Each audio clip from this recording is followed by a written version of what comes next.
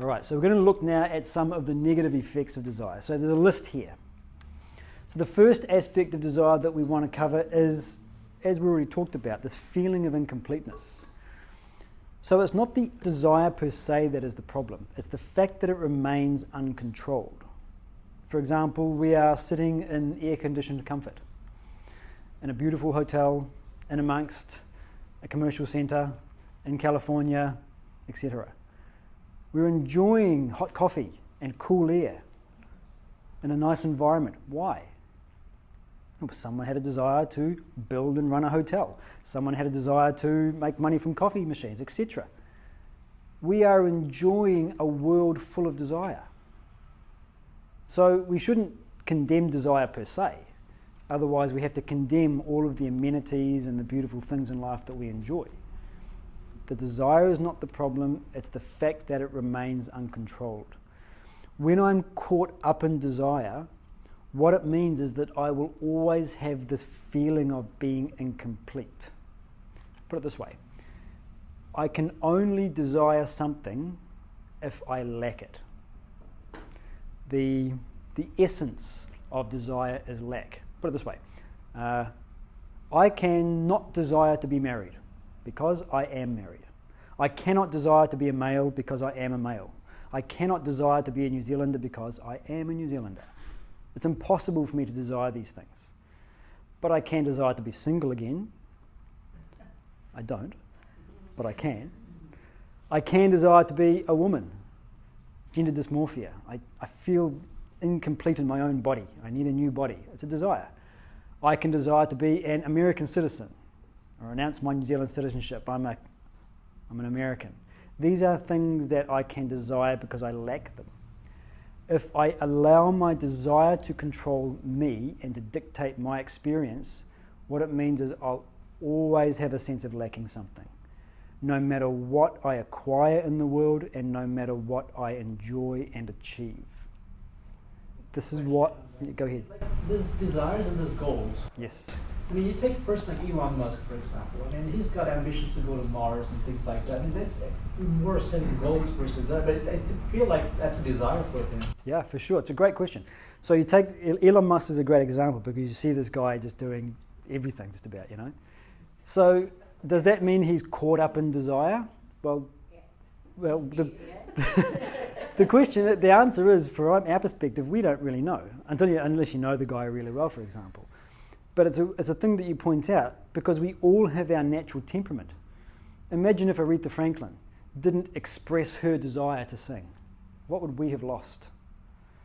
But if she's caught up in that desire, she'll suffer the whole way through that experience, that career. So too with Elon Musk. He's got a desire to do whatever he does. You know, change our energy grid, change the way we look at flight, change the way we look at travel, etc. He's got these desires.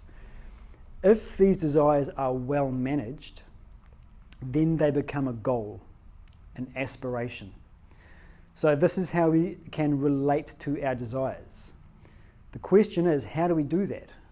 How do you take a desire, which is inherent in your personality, and if you leave it uncontrolled, then the desire dictates your life and you have this continuous sense of incompleteness. So what are you going to do? How will you turn it from a desire which is something counterproductive to your progress and your well-being and turn it into a goal, something that is productive for your well-being and productive for all of us? What do? You give up the selfishness. Exactly, you give up the selfishness. So the way that we do that is through the intellect deciding what is an appropriate way for me to use this energy. So you use the analogy at the financial level of the personality. Let's say you have a huge resource of money. It's just sitting there, right? You can decide to squander it however you like. Every little thing that comes to your head, you spend it, you spend it, you spend it, you spend it, you spend it, you end up with no money.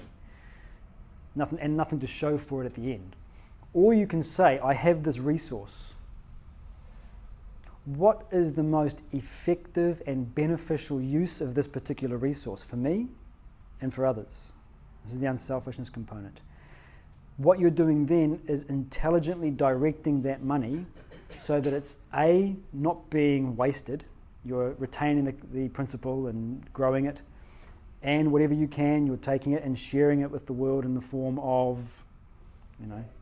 charity, or it doesn't have to be charity. You take Elon Musk, for example. Right, he's trying to transform the way that we view transportation. This could also be an unselfish way of doing it. It doesn't seem like charity because it's a for-profit business. But his attitude underlying it might be, let me serve this entire planet by changing the way that we look at energy. So then it becomes unselfish. So this is how it's done. The mind is full of emotions, full of desires. The intellect has the capacity to think and reason. Now, when we think of this word intellect, we often think of it being a bit dry. It's like, stuff that we know, it's maths and all the rest of it. That's only a very superficial understanding of intellect.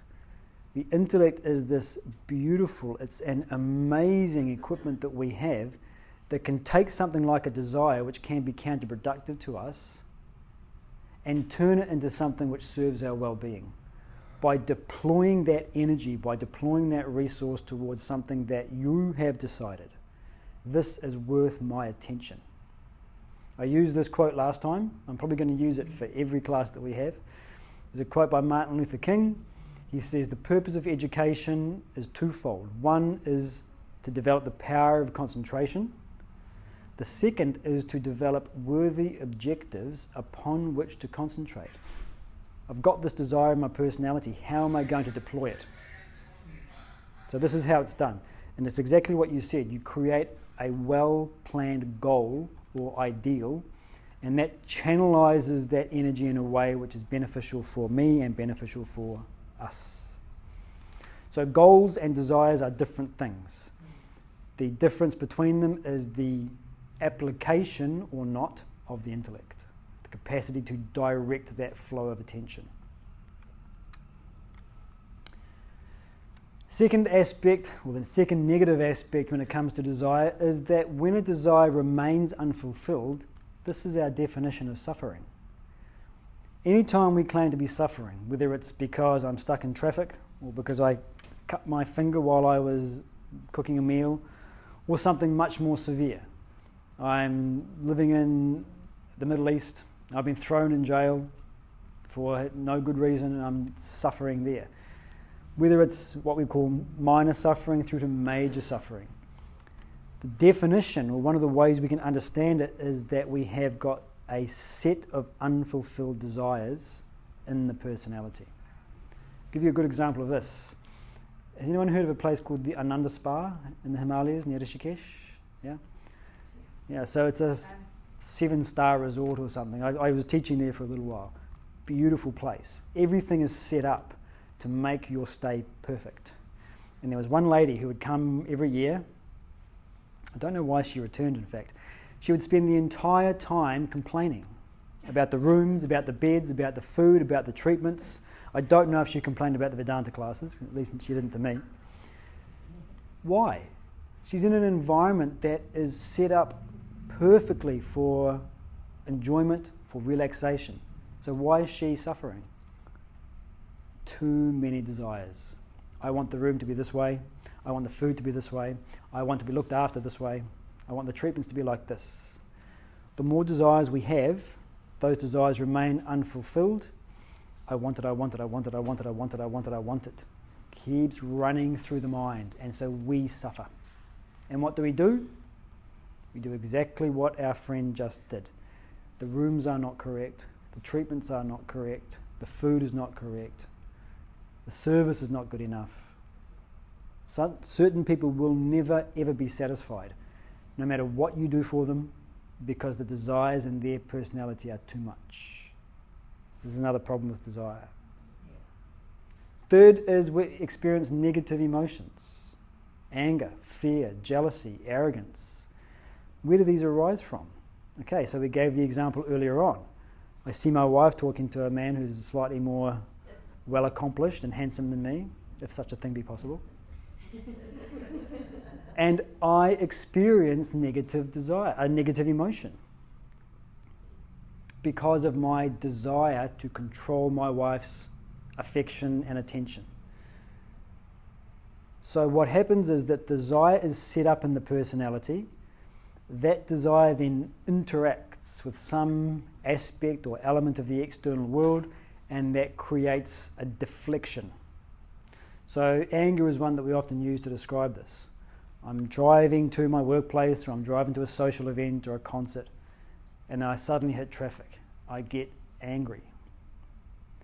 Where did the anger come from?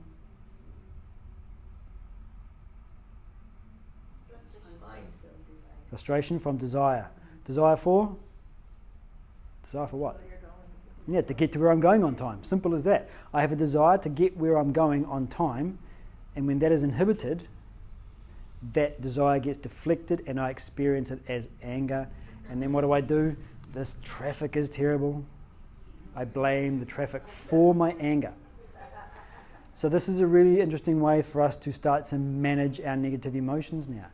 We have to recognize that although my tendency is to blame you and you and you, the moment I am aware that I'm experiencing a negative emotion, I say, what is the underlying desire in my personality that is being inhibited? So this is the first lesson that we learn. We go to the Vedanta Academy. The first book that we used to learn is now changed, but it used to be the poems book. And the first poem in that book is The Turkey and the Ant. And the last few lines he says, ere you remark another's sin, bid thine own conscience look within. So this is giving us a really valuable way of managing our own negative emotions now. Look within. Is there an underlying desire that is being inhibited or deflected or impinged upon that I can manage? I can't control the traffic. I can't control my wife's behavior. I can't control my physical body. It will age and eventually die. I can't control that. If we try to control what we cannot control, that's just more frustration. What can I control? I can control the flow of my thoughts. This is the beauty of a human being. Animals lack this capacity. This is the fundamental difference between an animal and a human. An animal cannot choose its thoughts. A human being can choose his or her thoughts. My mind is flowing towards, let's stay with the same example, my mind is flowing towards my wife. The moment I recognize, my jealousy is coming because I have a desire to control her affection and attention. Now I have the opportunity to manage that flow of thought and to put it somewhere else. And as you were saying earlier, it's unselfish. What can I do? Where can I direct my mind in that example that is unselfish? Trusting. I say, I trust my wife, she's an intelligent woman. Or I say, what right do I have to control another person's behavior? Let her be who and what she is. I'm a man, I'm strong enough, I'm an adult, I can deal with it. So we let others be who and what they are. We let the world be what it is. That diffuses our anger, our frustration, our jealousy. Now, as a little, to complete this thought, that doesn't mean that we allow ourselves to fall into complacency. If I see that there's something wrong with the world, I can't simply say, I'm letting everything be as it is. No problem of mine. And some old lady's getting beaten up by a thug and her handbag's being stolen. I am letting the world be as it is. Shanti, shanti, peace, peace. I'm a spiritual man. I let the world be. No, it's ridiculous. Of course, where we see that we have an obligation, we must correct the external world. The difference is that we don't depend upon that correction to make me happy now. Where am I depending to make myself happy? My own internal understanding of my mind. I manage my own mind. That's what I'm depending upon now. So one of the main themes of this philosophy is self-sufficiency. Diminishing returns. The example we always give here is mango season. For 9 months of the year, no mangoes. And then, come the peak of the heat season, you get the mangoes just burst out onto the trees, yeah? What's that first mango like after 9 months? Wow. Yeah. You can't describe it. Can't be described. The joy of that first Alfonso mango, yeah? Squash it and yeah. Okay, so you've just finished the first Alfonso mango. You're wiping all the juice off your mouth and you've cleaned yourself up. You walk around the corner and a friend of yours walks up to you and says, hey, I know what you like. I just got you a mango. You have to be polite. Yeah, he's so enthusiastic. He's got so much joy in giving the mango. You take it, you eat it. 10 minutes after the first one, what's it like? It's good, but it's not wow anymore, is it? All right, so this is your first mango. This is your second mango. This is your third, your fourth. You get to your fifth mango, zero enjoyment. Taste buds are the same. Mango is the same. What's different? We're getting towards what he calls neutralisation. So this is what happens when we allow our desires to dictate our contact with the world. Take the example of someone who's addicted to something. How does it work? Okay, I have a cigarette the first time. After I choke it down, I get some enjoyment out of it. The mind says later on, cigarette. Desire, when the desire is in my personality, I allow it to follow. I go through, I have a second desire. A little bit less pleasure. Third cigarette, fourth cigarette, less and less and less and less pleasure. So we are diminishing the quality of enjoyment when we contact the world if we allow that contact to be dictated by desire. If you don't believe me, try it. Take any object, and any time your mind wants it, go and have it. Actually, don't do this. It's too dangerous. But if you were to do it, if you were a bit of a risk taker, you would find that you get this diminishing return down to zero. But this is not the worst of it. The worst of it is that I'm getting no pleasure out of it, but I'm still contacting it. Take the example of a cigarette smoker. I know someone, in fact. He used to be a chain smoker. He'd finish a cigarette, start another one. He's not getting any pleasure out of it. He's reached that point, but he's still smoking. Why?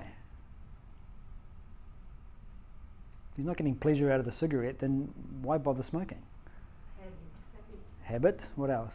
Obviously no smokers in the room. That's good.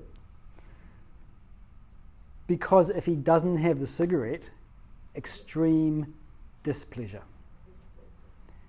He's getting no real pleasure out of smoking that cigarette, but if he's without it, extreme displeasure. So he has to contact it to bring himself up to zero. Right now, none of us is enjoying cigarettes. The person who is addicted to cigarettes is in the exact same state, but he is smoking. He has to continue smoking out of habit to satisfy an ever-present need that doesn't bring him any joy. This is neutralisation. This is addiction. Where does it come from? We are allowing our desires to dictate our contact. Right now, for example, just to give another example of neutralisation, we are all neutralised to our eyesight. We're not gaining any enjoyment out of our eyesight. We can't actively be getting pleasure out of it. But if some dust blows in your eyes, you lose your eyesight. Extreme displeasure because you can't see. You have an operation. You have to spend a month with your eyes completely covered up. You open your eyes after that 1 month, and what do you see across the room in the doctor's office? A trash bin with a tissue on the floor next to it that's been used. My God, that's the most beautiful sight I've ever seen in my life. Ascharya, wonderment. At what? A trash bin. Why? Because you've been denied eyesight for so long, to see anything is a joy. A very short period of time, no more joy. This is the neutralisation that we're talking about. So this is another problem with desire. The last one I'm going to talk about, we've already touched on. Loss of autonomy. We like to believe that we're in control of our lives, we're in control of our actions, in control of our destiny to some degree. We like to act towards an outcome that we want. The problem when we are caught up in desire is that we are no longer in control of our attitudes, we are no longer in control of our actions. There's a beautiful line in one of the other texts. He says, the desires get set up in the personality. He says, the desires thus generated use the body, use the mind, and use the intellect for their satisfaction. So the desires are using us. When we are not in proper control of our own desires, we feel that loss of autonomy. Don't you recall when you were, say, 12, 13, 14, 15, 16 years old, just as you're beginning to develop your own persona, separate from your parents, separate from your family, when your parents tell you, you must go there, you must not go there, you have to do this, you can't do that. Now, when you're 4 or 5 years old, okay, you follow along, you're okay.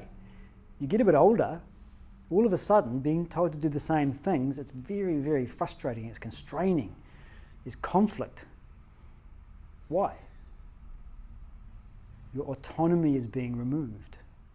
You're not in charge of your own destiny, you're not in charge of your own decisions. Something outside of you is forcing you to do something. This is one of the reasons that we get into conflict with, for example, the parent-child relationship. Because the autonomy that's naturally sprouting in that human being is being impinged upon by as a parent, by my dictates. Do this, do that. The same thing is happening with desire. Why do we do things that we later regret?